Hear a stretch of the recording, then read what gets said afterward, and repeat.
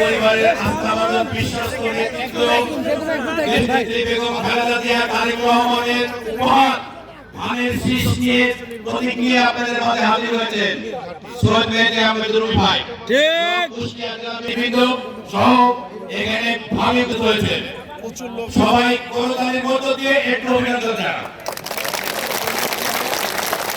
প্রিয় বন্ধুরা আমার, সাদিপুর ইউনিয়নের মাটি, মানুষ, গাছগাছালির সাথে আমার অনেক সম্পর্ক। কিছুদিন আগেও আপনারা এই কুষ্টিয়ার সাথে থাকবেন,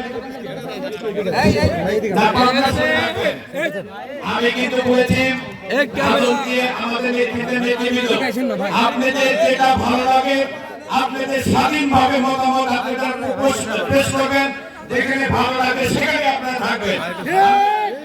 আমি তো ইচ্ছা করে বলতাম যে না, আপনার সাথে আপনারা আছেন।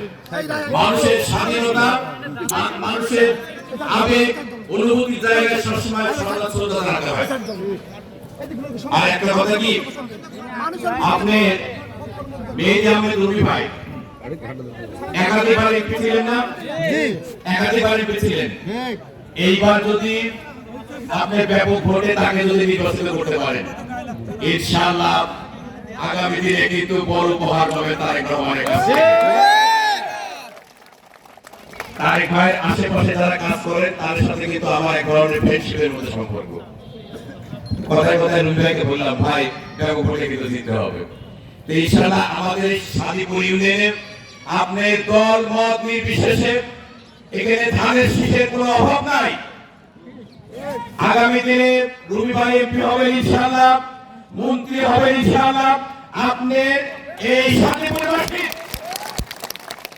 যে চাওয়া স্কুল, কলেজ, মসজিদ, মাদ্রাসা, রাস্তাঘাট ইনশাআল্লাহ আগামী দিনে রুমি ভাইয়ের মাধ্যমে এখানে যেটা যেটা প্রয়োজন আছে সমস্ত কিছু রুমি ভাই